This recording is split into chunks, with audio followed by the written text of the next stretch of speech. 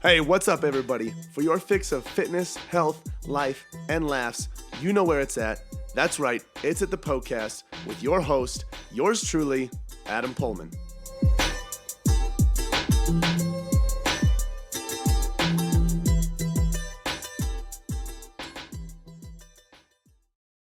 Welcome to this episode of the Poecast. This is the show where all of your health, fitness, and nutrition questions are answered by me, Adam Pullman, your personal trainer, fitness coach, and nutrition coach. Thank you so much for being here. I know you have tons of other podcasts you can be listening to and other things that you can be doing, so I greatly appreciate your presence here today on the show. As I mentioned, this is the show where all of your questions are answered. So here's how it works.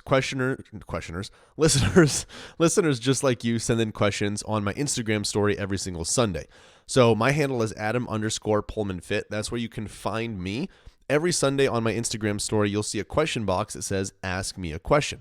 And that is your green light to submit as many health, fitness, and nutrition questions as you would like, and I'll answer them here on the show for you in detail. So that's how that works if you want to send in a question at some point in the future here. Today, the question that we will be discussing is about calorie calculators. Which one do I think is best? So if you're trying to figure out how many calories you should be eating, your calorie intake, calorie expenditure, which calculator is the most accurate, make sure you tune in to this episode here today.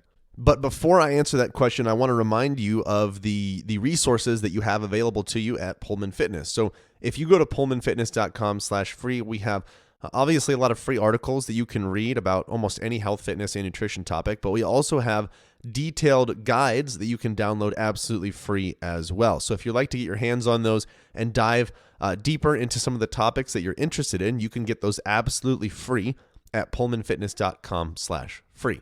That's POEHLMANN fitness.com/free. Today's question is from Bella E.X. And the question is, which calorie calculator do you recommend? So a lot of people in the health and fitness space like to give their 2 cents on calorie calculators, and they'll argue about semantics, which one's better because of this, which one's more accurate. Some will say, don't overcomplicate it. Some will say, get as detailed as you can because you want to get as close as you can.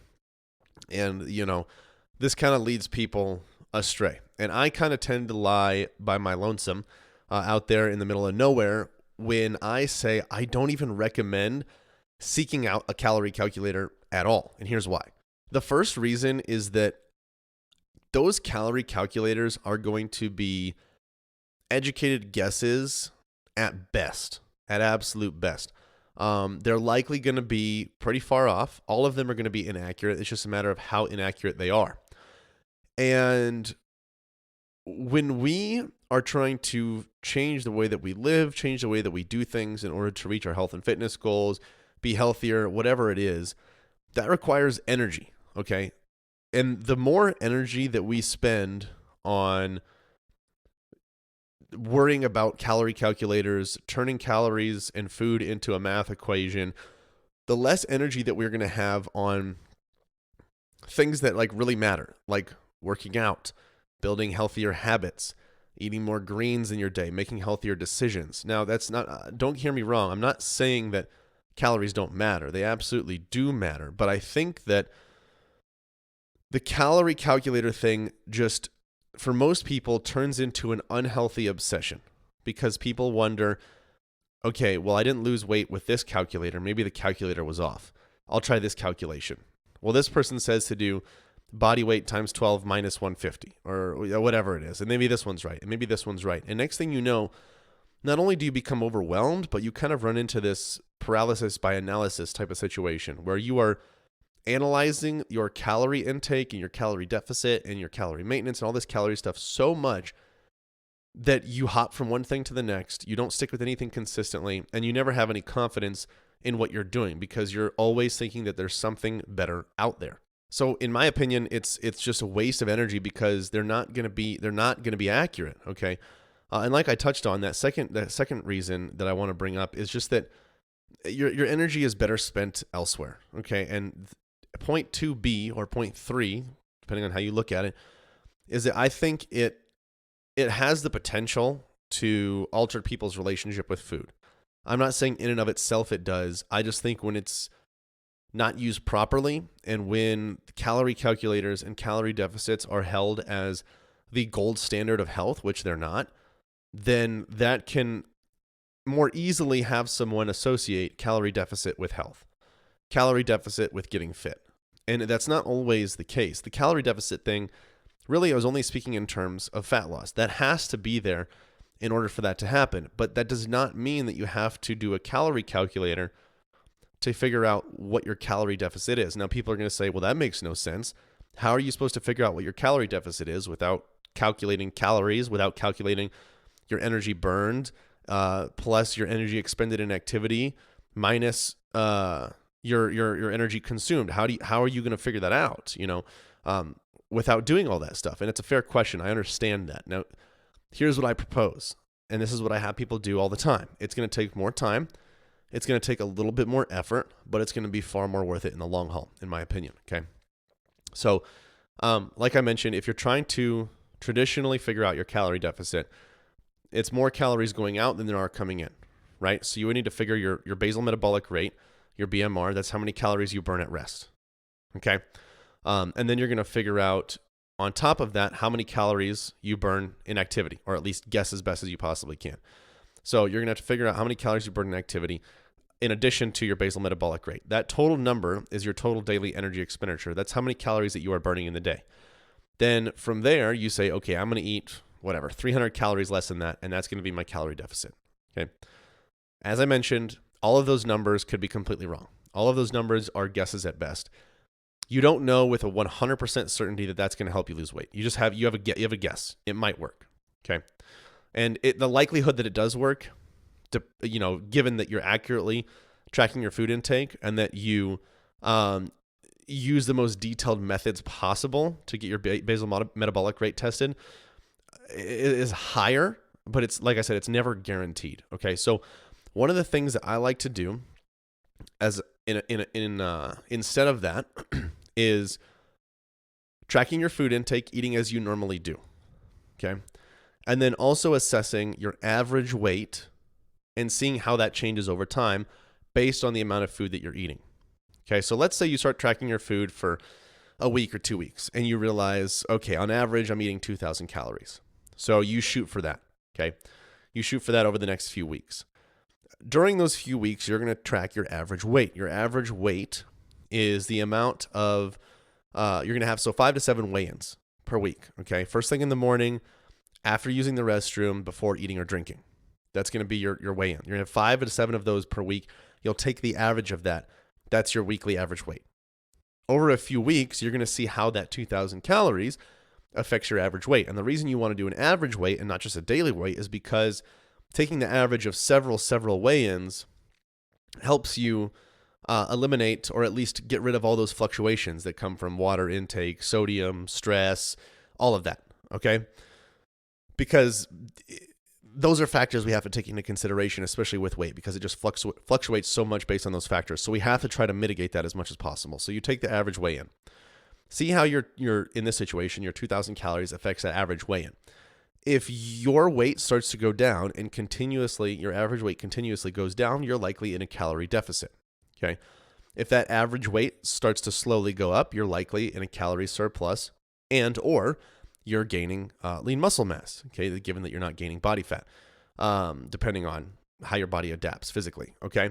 But this is also why I recommend getting body composition tests and not just doing weight, because you'll be able to see what your body fat percentage is doing, what your lean mass is doing, what your actual fat mass is doing, and how that changes over time, as opposed to just weight and not being exactly sure what that weight is made up of, okay? So that's what I recommend. And I know you're probably sitting there thinking, like, that seems stupid. Why can't I just use a calculator? That seems easier. Yeah, it's going to be easier, but you're just never going to know with 100% certainty what it is. And your basal metabolic rate is changing. It was different 1 second ago than it is right now. It was different this morning compared to what it is right now. It's different right now than it was 2 seconds ago. It's going to be different 5 minutes from now than what it is now. You never know exactly what it is because it is literally always changing. You might have a good idea, okay? You may have a good idea, but you're never going to know with 100% certainty. And I just feel like taking the time to take that method of the average weights, tracking your food intake to see how they affect or how that intake affects your average weight is just going to be more beneficial long term. It's going to give you a more accurate, it's not going to give you an exact number, but it's going to give you a more accurate general representation of, excuse me, of what your potential deficit could be, or even your maintenance. Like for me, I never use calorie calculators to figure out, nor do I do it for my clients. If I'm being 100% honest, I don't use calculators to figure out what their deficits are. I don't use a calculator to figure out what my deficit is, because I'm then putting all my faith into a calorie calculator. And then if it doesn't work, I'm going to get frustrated and go, well, I'll just try a different calculator. I'll just try a different one. I'll just try a different one. And I'm putting my faith in a calculator instead of the actions and seeing results. So when I get a client and I see what they've been eating, it's a requirement. They need to track food for at least a week before working with me. Okay. So they track their food for a week, 2 weeks. And then from there, I say, okay, this is about on average what they're eating. This is what their weight has done up to this point. What we're going to do is we're going to take away a few hundred calories or add a few hundred calories, whatever their goal is, and see how that affects their average weight, given they have a healthy relationship with the scale. And then we go from there, because that's going to give me a broader start. And as we go further and further in time, week by week, month by month, that scope is going to narrow in and narrow in and narrow in and narrow in and narrow in. And before you know it, I'm going to have a really good understanding that, okay, Susie, given she's doing her normal activity, she's not doing anything crazy workout wise, she's doing what she normally does. I know that Susie is going to maintain her weight pretty well, anywhere between 1,800 and 2,000 calories, for example. And so then I can go off of that. Okay. So you can use a calculator if you want. I'm not saying calculators are bad whatsoever, but just understand that that's a starting point. Okay. You're still going to have to track your food intake. You're still going to have to see how it's affecting your body composition. You're still going to have to see how it's affecting your weight, and how that happens over time. And even if you're using a calorie calculator, I highly recommend that you do average weight, just so you can get rid of those, or factor out those fluctuations, I should say. Okay. So like I said, you do you, but that's just how I recommend you do it. And it's a lot less stressful, and you don't have to worry so much about doing all this math to just figure out what you should and shouldn't be eating.